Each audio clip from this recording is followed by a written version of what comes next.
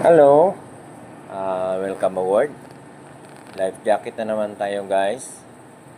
So, yan ang life jacket namin dito sa barko.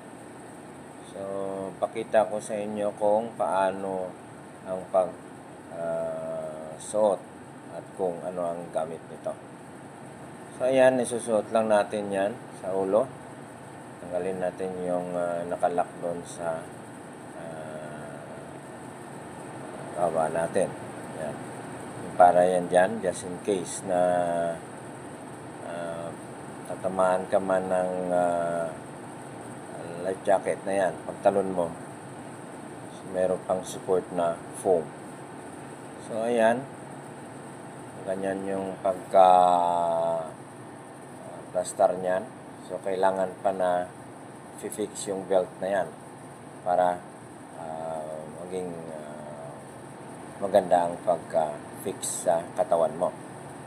So, kailangan sa pagtalon, hawak mo yung life jacket.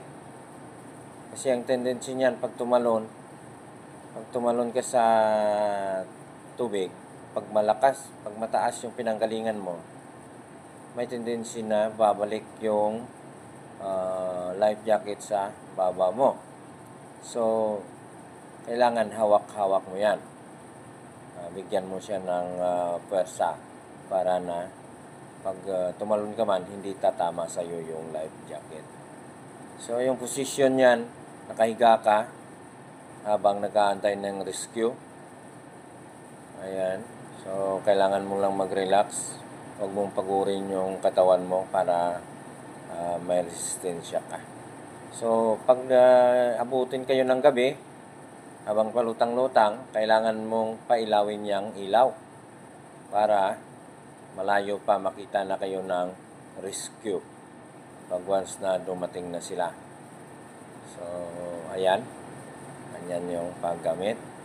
So, ngayon dito na kami sa master station namin. Magkakanda kami ng boat drill. So, ito yung lifeboat namin. Yan si third mate. So, sa bawat drill namin, ni-explain or nire-refresh yan yung mga lahat ng duties and responsibilities ng bawat crew. So, para just in case sa actual na, hindi na nagpapanik yung tao. Alam na nila ang kanya-kanyang gagawin. So, ayan lahat.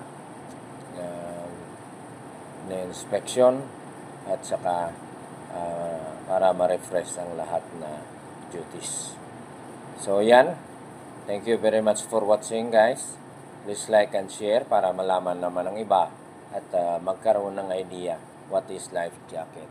Okay?